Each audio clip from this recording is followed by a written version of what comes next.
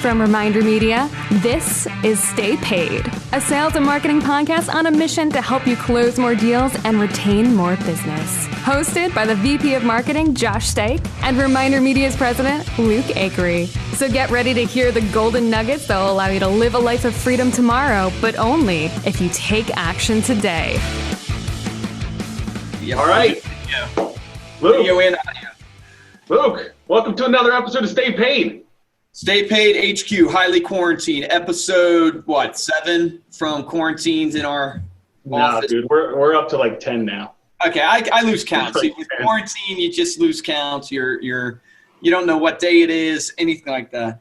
Yeah, no, this is like the 10th episode, but we're going to skip a lot of the preamble because we have an amazing interview. I have to admit, I don't normally get nervous for interviews. I got a little nervous before this interview because this is somebody that I've been following for so long. I've got 4 of his books right here. These books have gone through our company multiple times in terms of reading about branding and really just everything that he's been focused on teaching people over the last couple of decades here. But his name is Marty Neumeier. He is the author of 9 books, including his transformative whiteboard overview series, books on branding that include The Brand Gap, Zag, The Designful Company, and The Brand Flip. His books have been hailed as revolutionary by the likes of Business Week, Harvard Business Review, and Fast Company. His first book, The Brand Gap, has influenced more than 23 million readers, and his follow-up to that, Zag, has been named one of the 100 best business books of all time. He currently serves as Director of CEO Branding at Liquid Agency, spending his time speaking all over the globe about the role of creativity and innovation in the creation of relevant and meaningful brand experiences. Marty, welcome to the podcast. Thanks, Josh. Good to meet you guys. Hi, Luke. Hey, Marty. Marty, it is awesome to have you. Like Josh said, we're super excited to pick your brain today on the episode of just branding and building a brand, but for service-based, professionals, smaller people. Like we have a lot of real estate agents that listen to this, a lot of insurance agents, and how do you translate these principles on building a brand if you're not a Fortune 500 company? But if you could take just a little bit of time and give your background, how you got to where you're at, what led you to writing all these books, give a little bit of history of your life to the people so they can understand kind of what brought you to where you're at today. Yeah, okay. I started out as a owner of a service business in my early 20s, a graphic design service. So in the beginning, it's just you start out, you get some clients and can get some jobs, you learn how to bill, those kinds of things. And eventually you can hire people and you grow a business. So that's what I did until I was 60. Mm-hmm. So that whole time was a great learning experience for selling, for managing a business and all that. And along that path, I started to understand that selling is a lot easier if you have a strong brand. Mm. Now, that's how I think about it now, but I wasn't thinking that that's what the word brand meant. I just thought what you need is to be positioned properly against your competitors. And so it took me a long time to figure out how far you have to push that to make it really work. And then when you make it work, how powerful that is. I probably didn't really figure it out until I was 40 years old. So that was 15, 20 years into my business life, I realized that this is like the most powerful principle there is. You have to be the only at something. The only. And that's really counterintuitive for people because, we learn to do what we do by watching other people, then trial and error and so forth. But we're always looking at other people to see how they do it.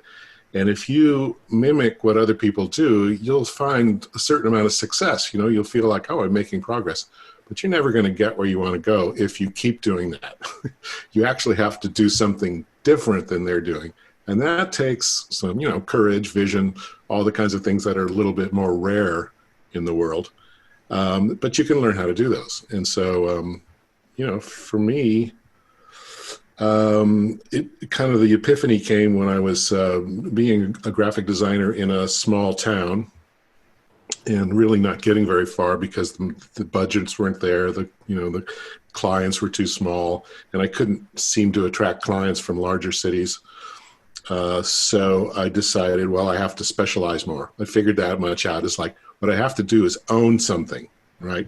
And up to that point, I was kind of a jack of all trades. Right? I could do anything in that design area. I could do advertising or trademark design or annual reports or, all kinds of things, ad campaigns. And nobody really wants that from you. I mean, they like a low price. And so what you're doing is you're giving them a low price because you're competing against everybody in the world, right? If you're doing the same thing as everybody else, the main way you differentiate yourself is you come in a little lower, or you're a little bit friendlier, or you're there first. It's just these sort of small little wins you can have. And then I found out, well, if I could do something or say something that no one else can do or say, then price is not the issue. Then it's more like, do they want what I have or not? And if they do, they're going to pay the price, and it could be a lot more. That's awesome. Yeah, so that was huge for me, and I mean the financial difference was stunning, and I think I sort of edged my way to it. The first thing I did is I moved to Silicon Valley, and I positioned myself as the only graphic design service that focuses only on high-tech companies at a time when no one else wanted to do that. If you can believe there was a time when graphic designers said, "Oh, technology, ugh." And I said, "Technology, cool. What is it?" I want to help them. It sounds really creative. It sounds cool and new. So I moved there and did that and made a lot of progress. But then I realized that you can make more progress by narrowing your focus. Like, instead of trying to do everything for technology companies, if I could pick one little thing and be the person to go to for that thing, I'd have no competition. And no competition means high margins. It means you can charge pretty much whatever you want and people will just fall in line. It's so easy. I grew up selling stuff my whole life as a kid, and it was always hard, unpleasant kind of work. I was a shoe shine kid at the Piggly Wiggly, independent contractor, shining shoes, and that was hard. I sold stuff in the neighborhood. I sold art pieces, lemonade, all that stuff. But one time when I was in the Boy Scouts, we were given something to sell that didn't seem very likely at all. We were given like boxes of light bulbs to sell. I just thought, how boring, right? Maybe this is how I got the idea that technology could be cool. What badge was this for? Boxes of light bulbs. Boxes of light bulbs. And so it was the easiest thing I had ever sold in my life. It's like, oh yeah, light bulbs. I need some of those, and they're very lightweight.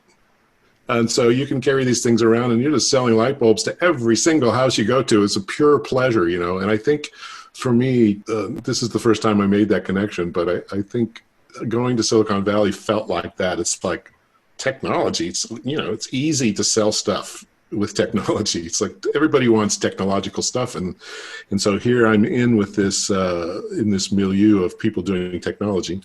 And where it really started to click for me is when I decided that what I really enjoyed doing was creating the packages that sell software in retail environments. So the physical cardboard packages that you'd put FileMaker or Microsoft Word in, put it on the shelf and try to get people to buy it from the package, from the package. So here's a great challenge because it's like software, people don't understand it. It's a lot of money. It's hundreds of dollars for something that weighs about an ounce. You get a disc or something and a little pamphlet in it, in a big empty box, basically.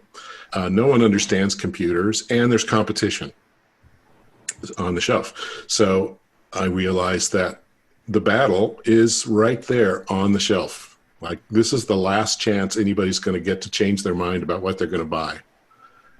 If I can crack that, if I can figure out how to steer people to the right product, presumably the one I'm selling is the right one, and increase sales, there's no limit to how much you could increase sales, because it's kind of like a win-lose proposition with software. People only really want the best software, And once they figure out what it is, everyone buys that.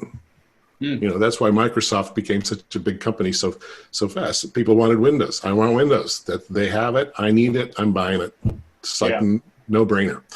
So, just by trial and error, designing boxes different ways, started to figure out how to do it. And then I just call people up and I'd say, look, you're a software company and you don't know me, but I make software packaging and you need that. No rush, but sometime I'd be happy to come over and talk to your team, and I'll give you a little presentation called 22 Ways to Sell More Software. And up to this point, cold calls didn't work for me, but this one totally worked because I was selling something nobody else had, nobody else wanted to do. I knew how to do it. I had 22 ways to talk about it. And I could show you some really good statistics about, sales increases, and I could show you beautiful packages. So what I would get from that is they would say, oh, okay, maybe sometime we could talk about this. What are you doing next Tuesday? And I'd say next Tuesday looks pretty good in the afternoon. Okay.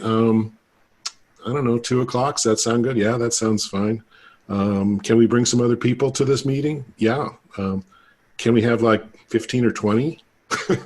So we'd get like the whole company would come to these meetings to find out how to sell more software because they were in the software business. And I had this piece of it that they knew was important, sort of the gating item of the sale that no one else had bothered to specialize in. So I show the work, which was very nice looking, and I give them the 22 things to think about. And then at the last one was the cost. And I would make sure that the price was like inordinately high.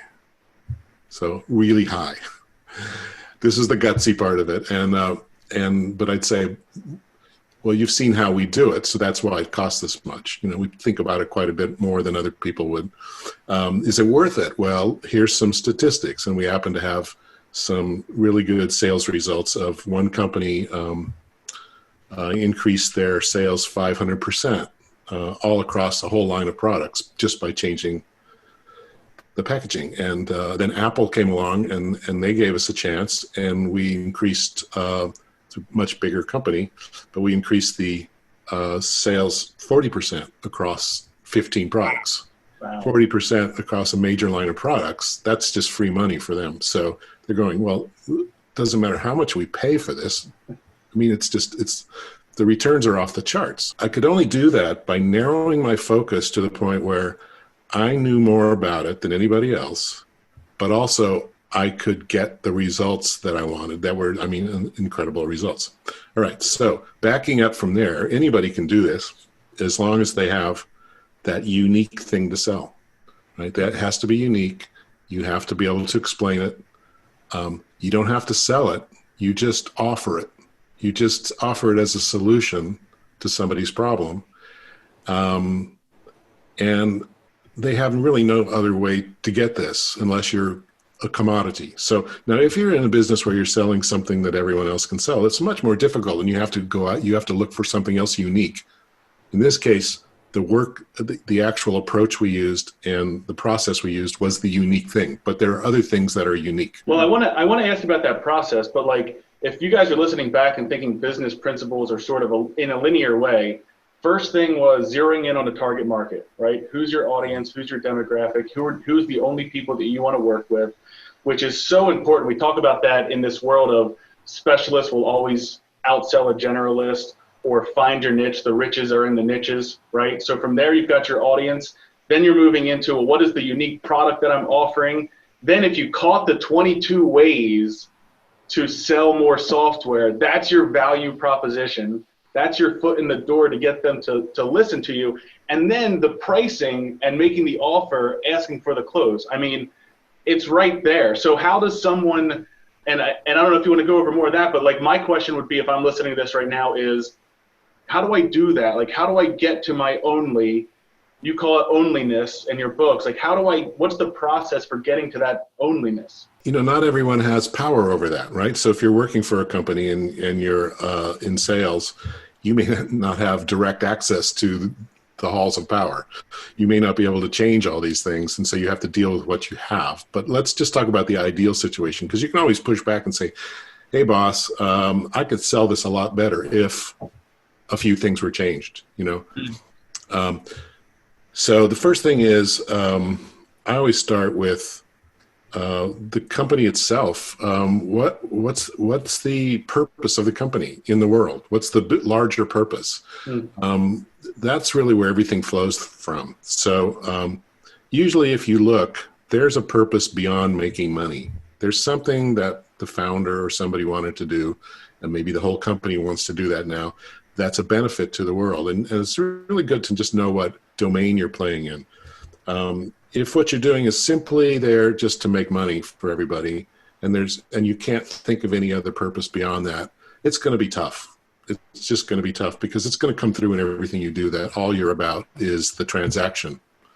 You're not helping that client. And so you're going to get, when push comes to shove, you're going to lose the client, because the client is interested in themselves, obviously. Let's talk about the company. I can't remember the name. Kaufman and Broad. They make housing developments. They talk about meeting people's dream instead of their needs. That's what they make. They make housing to meet people's dreams. So that's their passion. They're like really thinking about what it is that really turns their customers on, their clients on, about where they live, and not just thinking about their point of view, which is how this cheaper and increase our profit margins. That's there too. That's easy to think about. No one cannot think about that if you have a business.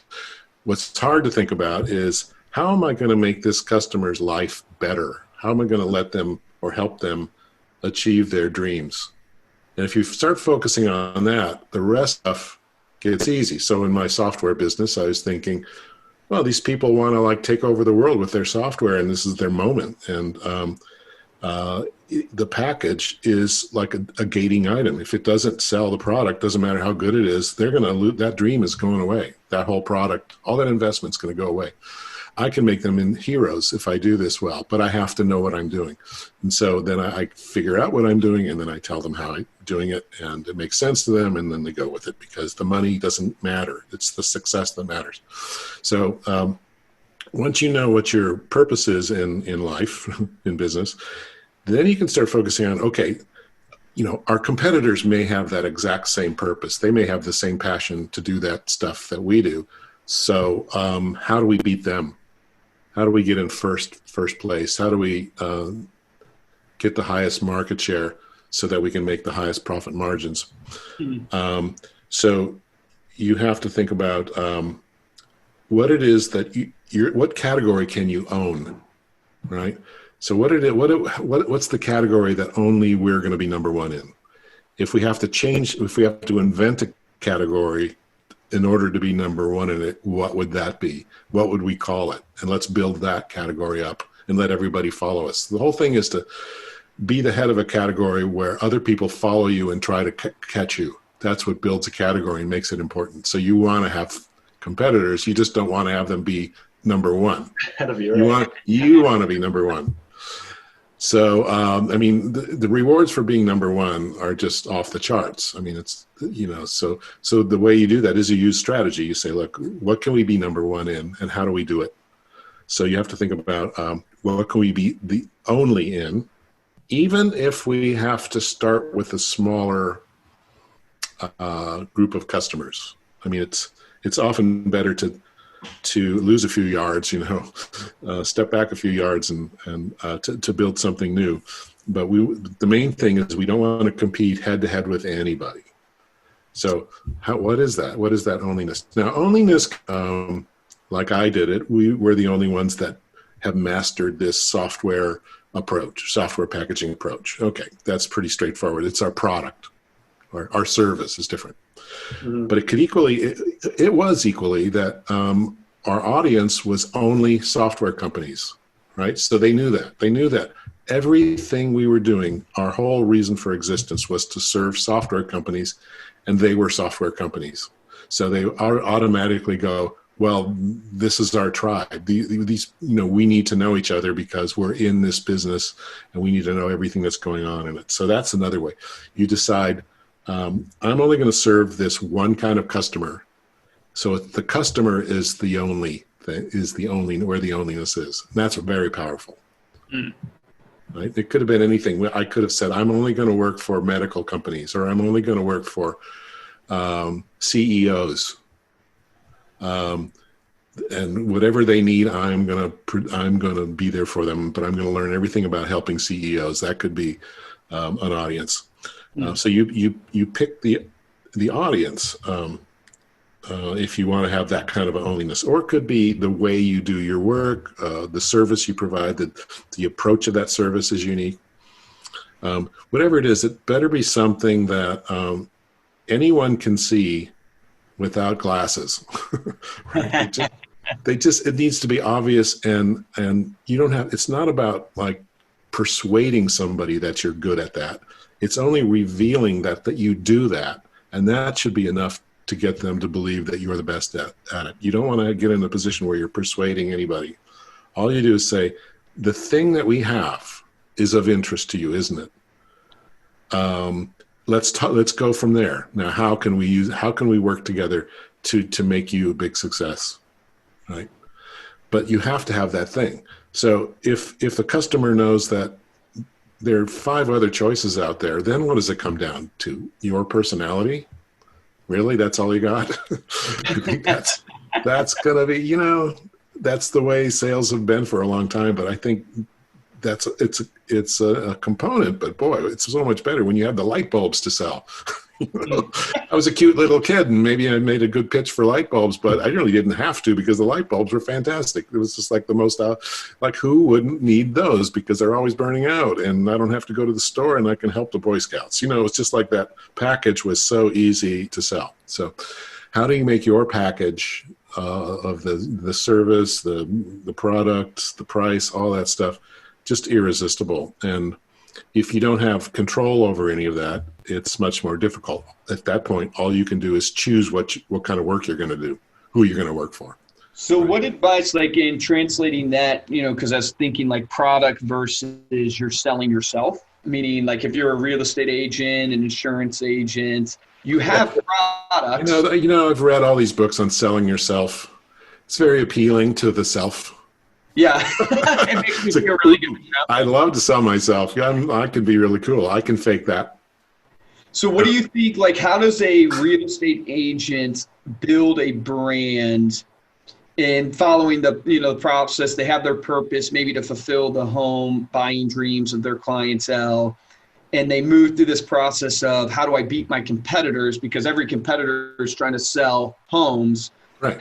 Is it focusing in? I mean, no, we joked a little bit about their personality. Is it, in your mind, is it focusing in on what are they the best at within that idea of real estate? Okay, yeah, it could be structural, where I specialize in a certain kind of, let's say we're doing residential property.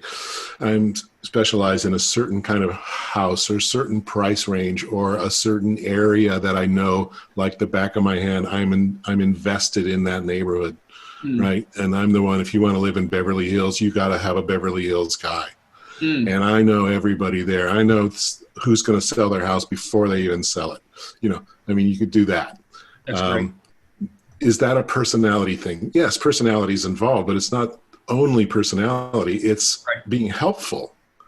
So another thing I learned that I'll just pass on, that I'm still trying to learn it actually, because we all learn the wrong thing when we, in school and everything else, which is we learn to be correct.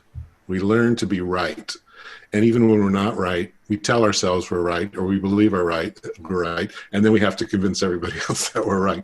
And it's great to be right, but almost impossible really to be totally right. And it's just not the right way to go about it. So it's better to be helpful than right. And maybe to be helpful, you need to be right. But just focus on being helpful. That's awesome. Love that. So how can you be helpful to your clients? What do they want? What do you need to know? How do you need to be empathetic? Do you really need to know them better? you know how it is with selling real estate, is people say they want one thing and they end up buying another. It's just baffling, you know. So is there any hope of even knowing what they're going to buy, because they don't even know in their own minds? They could just like turn on a dime, you know.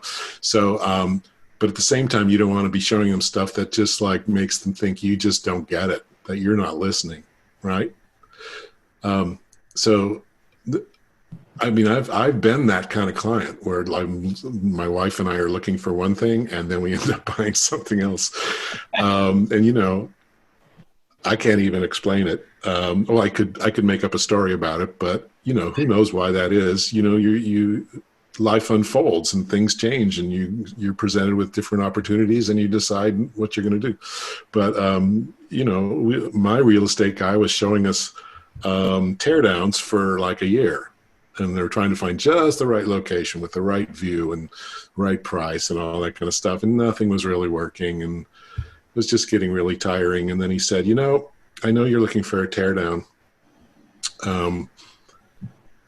This isn't a teardown that I want to show you, but it's just such a cool house. And it was a tear, you know, it actually burned down in a fire and it was rebuilt. And it's just a good example of what you can do when you have a nice site and you can build a house on it, just like you're trying to do. I just wanted to show you this. It happens to be for sale, he says. And he's not a manipulative guy. He's always sincerely trying to help, but you know, but there might have been a little bit of a manipulation. And you know, brings us to the house, and we look at it and we go, oh my God, this is unbelievable. This is amazing. And that's the price. That's pretty darn good for this place. You know? And we start figuring, so instead of figuring out how we're going to buy a teardown and get that whole process going, it was more like, how do we get the money to buy this thing that we just saw? And, you know, that's what we did. So, you know, he could have just not shown us that and just stuck to his guns. But I think he was focused more on us than he was on the project of finding this site that could be a teardown, you know, opportunity for us. So that's the cool thing, is he was focused on us. He listened and had a hunch and followed that hunch. And it was not selling himself at all. I mean, he's a very, you know, charismatic guy in his own way, but in a natural sort of way, not in a fake way. He's, you know, just a good guy trying to help, just trying to be helpful. So anyway, that's a bit of a detour, but it just shows you that. Yeah, it drives home the point of it's all about solving problems, being helpful, but it's the hardest thing for business owners, I think, to do. Even like, you know, Josh and I talk about this a lot, is it's really hard to not be focused on yourself, because you have to pay your bills, you have to close deals, you have to do all those things. You're the center of your own universe, and it has to be that way. But, you know, for a moment, you have to start thinking about the other person, the customer, and your ability to do that is going to definitely affect your success and happiness. You know, because if you're able to really solve problems for people, you're not only going to make money, you're going to be welcome in the world, right? And they aren't going to come back in 2 years and say, you sold me that piece of shit, and I'm never talking to you again. Why even get into that? Just like be honestly helpful, and you will really do well. There's just not that many people that are good at that. So, but you know, you have to build those skills. I think it's freeing when you all of a sudden shift your whole mindset as a business to where you are trying to be helpful. It's better to be helpful than right. I wrote that down as you said it. Like when you switch your mindset there from your marketing, from your salesmanship, from everything. I always tell my sales team, because I have about 100 people on the phones, when you can cross the level to where you truly are calling people to help them, you become a different level of salesperson. And people can feel that. They can feel that in everything you do. It's in literally how your inflection is, how you go about the conversation. I'm curious though, Marty, like the steps of building a brand. So you find your purpose, right? You're what can you be the only at, right? That's your onlyness. But then walk me through, how do I actually implement a brand, right? So if I'm a real estate agent right now, and let's say I have my purpose and I know what I'm the best at, what are the like applications of how I apply that brand? How often do I need to show people my brand? Like, is there a certain amount of touch points you need to do to somebody? Is it like, could you give me your advice on that? Right. Well, let's just define brand here for a second, because we're all kind of stuck in this idea that branding is some sort of symbolic treatment of your company. That's really old school. It doesn't really apply anymore. That's like, my logo is my brand kind of thing. That's not happening. Your logo is a symbol for your company. That's all. It's important, but in a service business like a real estate business, your logo you don't even need a logo. What you need is just a good name. Yep. You could do it in different typefaces every time. It doesn't matter. Nobody. It just doesn't depend on having a gorgeous thing, a Nike swoosh or something. Just get that out of your head. Fun to do that stuff, but that's not what you need. You just need a memorable, easy to spell and pronounce name that sounds credible for what you're doing.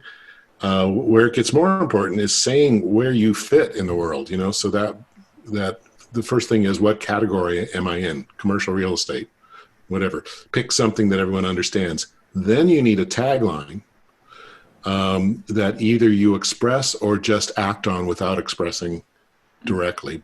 But I like to express them if they're good. You don't say we're the only, but you express that in some way. Right. So FedEx, they just said overnight guaranteed. That was what they offered, and nobody else had that. Right. They're the only ones that could guarantee your package would be there overnight. So it's built into the company. It's built into the offering, and that's the way you should do it. I mean, you shouldn't be making up stuff and tacking it on. You shouldn't be trying to persuade someone or make it sound better than it is. The thing itself should be compelling. So you have to have that first. So that's really inventing your product in a sense, or inventing what you're selling, your service. You have to have that. And then you just say it in a way that's clear and memorable. And that becomes your tagline. It could be on your business card, on the back of your business card. See that a lot. You have your name and just your regular information on one side, the other, turn it over, and there's 5 words that say what you are. And they're not simply your opinion. They're actually something that anyone else in the world can see. Anyone who knows that category will say, that's true. That's so true. That's exactly. And I don't mean that we're the people company is not a tagline. Okay. That's anyone can say that, and no one can prove it. Every company has people. Yeah. So where saying you're number one does not count unless everyone really does believe you're number one. In that case, it's great to say you're number one. Number one is very powerful, but don't say it unless everyone already believes it. So it should be, you're just saying the obvious, right? That this is where you live in the world. So you have to have that thing, that place to stand in the world. And then you just say it. And then you act it out in every single way. So every touch point, a touch point is where customers or clients come in contact with brand expressions. Every place that happens, you should be thinking about how you want to come off, like how you want to be perceived. So it could be your business card. It could be when you pick up the phone. It could be if you're in real estate, commercial or residential real estate, it's your sign. It shouldn't look stupid. It shouldn't look cluttered or amateurish. It should look like what you are. And presumably you're going to be different than everyone else. It's, so around here we have Village Properties. This is in Santa Barbara. We have Village Properties. They're number one. And their sign is, really straightforward. It's on a white background. You can see it against the landscape. It's friendly because Village Properties, it's a small town. So, everybody that works for them they're very cooperative with each other. They all help each other sell. There's none of this ridiculous internal competition that undermines the company. So, they do a lot of those are all touch points. Everyone knows that. And sometimes they're even on TV. And they'll show background. In the background will be, scenes of Santa Barbara that everyone recognizes and appreciates. So pretty simple.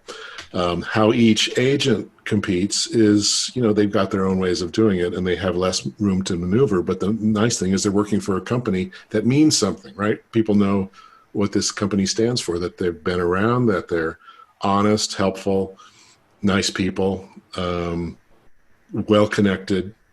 They rub shoulders with the stars. There's a lot of rich people who live around here, hidden back in the hills, and they can once in a while suggest that they know someone without mentioning names, but you know who they are. That one person that was on that one show, with the books and everything. Yeah, that's great. Marty, I have a couple of trivia. Before we run out of time, I want to thank you for everything that you've shared with us, and I think we'll kind of tie a bow on this. But I have a couple of trivia things that I've learned about you, and I want a little bit of background. Oh my God, is this going to be embarrassing? So you auditioned for the Monkees. Oh, I knew it. What instrument did you play? How far did you get in the audition process? I gotta know. I played guitar and a few other instruments really badly. Well, I played them all badly. My interest was writing songs, and this was when I was going to art school to become a designer. I was kind of conflicted because I really liked the idea of writing songs for a band, and I had a band, and trying to figure out how to crack the music business. And another student came up to me and said, "Hey, you play the guitar, right? And you write songs." Yeah. And he says, there's a big audition in Hollywood, because I was in Hollywood. That's where the school was. Big audition for a TV series or some kind of show. And I just thought you might want to go. I mean, you wanted to do this kind of stuff, so why don't you just show up? And I thought, yeah, why am I thinking I'm going to be, maybe do that unless I'm willing to, show up and try out. So I thought, well, why not? I brought my guitar. There was a line of about, 200 people with guitars, most of them on their backs and in cases. Talk about and everything. Not feeling like the only. Yeah, no, I'm just going, this is ridiculous. And I waited for a couple hours, and a lot of auditions, they went really fast. I got my turn, and there's it's classic bare room with a card table and 2 people or 3 people behind it taking notes and, keeping track of everyone. And there's a stool. And so they said, sit down, unpack your guitar. What do you play? Guitar, obviously. Play us something. Play us something that you wrote. And so I played a song, and they kind of, okay. Play us another one. Played another one. They go, okay. Thanks, we'll call you. That was that. No call. Routine, right? I went, God, what am I thinking? Even showing up is ridiculous. I mean, I'm not committed to this. I'm an art student, for God's sake. And so I just forgot about the whole thing. Just chopped it up to something crazy to do. I would guess this would be 30 years later or more. Well, later I did learn it was the Monkees. I didn't know at the time. So, Oh, wow. Then it was like, oh my God, that would have been interesting. So, but, forgot all about it. And then when I was 50, well into my career and doing some interesting things, I get a call out of the blue, and it's some documentary filmmakers saying they're doing a documentary on the making of the Monkees. I said, you're kidding, the making of the Monkees? Even the Monkees weren't interesting. Why would you? Go, yeah, no, people are really now suddenly interested in the Monkees. All those good songs, and it's just it's just nostalgia. And we have a list of all the people who auditioned, and you're in the short list. I went, you're kidding? The short list? Yeah, you were you were in the top 10. I said, you're kidding. They didn't call me at all. He says, well, they were happy with what they got.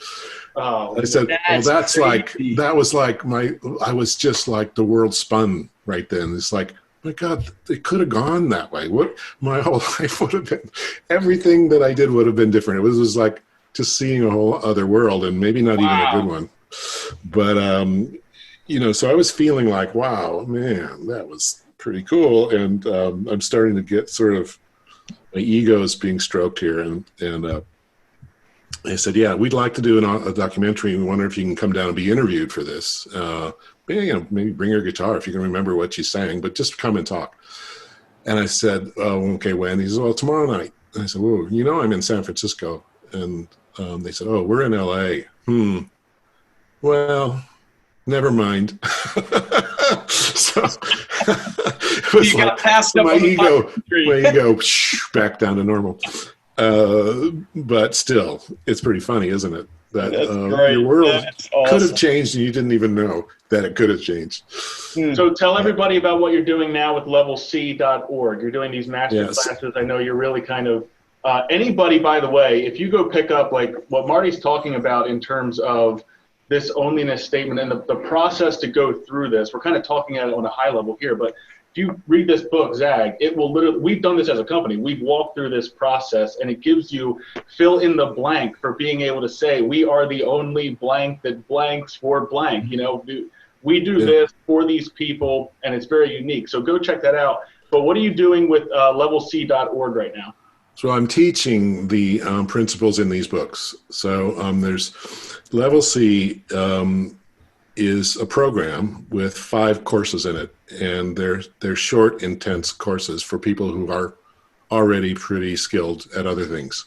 They just need to understand the principles of branding to take it to the next level. So, and we certify people at each level. So the first level is the main one that most people need because they don't understand branding at all. If they just have that, they'd be set for the rest of their career. But some people want to keep going because they want to make branding the thing that they're selling or the thing that they're doing for a company, And so you move up these levels, and at the very top level, you are qualified to be what we call a CBO, Chief Brand Officer for a large company.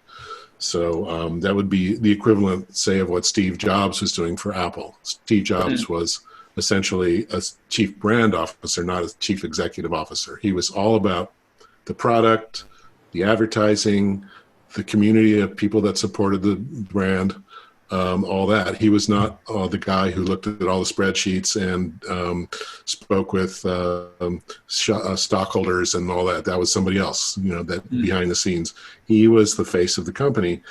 And every large company needs someone to look after the brand, all that stuff that represents customer delight. And for all of us that are in branding or sales, we want to work for companies that have those people at the top because it's going to be better for us, right? But you can also become those people if you have the ambition and the necessary skills and just need to know more about how branding works. You can go through this 5-tier thing. Probably take you a few years because you have to absorb each course, but that's what we're doing. It's a boutique university, I guess you'd say, a tiny university for branding that pops up all around the world. So we tend to be in London and Europe a lot, on also LA, Philadelphia. We'll probably pop up in Australia. We'll pop up in Chile and various times, depending. But it's an in-person experience. You have to go and take the class. People are reporting very good results from it immediately in whatever they're doing. They're applying these principles to great effect. So we're really encouraged to keep going with this. And so I have a partner, and we'll be building the company around these 5 courses. That's awesome. I love how you said customer delight. I mean, ultimately, that's what we're in it for. And if you're listening, you're in a big company, you're doing it for customer delight. If you're a service-based sales professional, look, you're in it for the relationships. You're doing it for that customer delight. Ultimately, helping somebody, I think, is what motivates all of us there. So thank you so much for being here, Marty. We really appreciate it. You can connect with Marty, MartyNeumeier.com. All right, all these links will be in the show notes. You can also check out his agency, liquidagency.com, and then, of course, his courses, levelc.org. So all of those will be in the show notes at staypaidpodcast.com. But thanks, Marty, for coming on. Thanks, Josh. Thanks, Luke. So, and if you're interested in supporting the show, you can, there's 2 ways simple that you can do that. First one is to head on over to iTunes, leave a comment, let us know what you think of the podcast, leave a rating there. The second one is to share this podcast with a friend, share it on your social media, let people know about it. If you have someone right now that that needs to hear this, please share this podcast with them. If you want to get hold of me or Luke, you can email us at podcast@ReminderMedia or find us on Instagram. We're at Stay Paid Podcast. For this episode of Stay Paid, I'm Joshua Stike. Guys, and I'm Luke Acree, and here's the action item from this. I would encourage you, go listen back to this, because, you know, there's certain podcasts, and it's kind of a shameful on me to say this, but there's certain podcasts that I'm actually interviewing the person and taking notes. And this is one of those podcasts where I've actually been taking notes throughout the podcast because there's been so many golden nuggets here. And so I would encourage you to go listen again. But here's the challenge for all of you. What's the action item? The action item is you have to be the only at something. What are you the only at?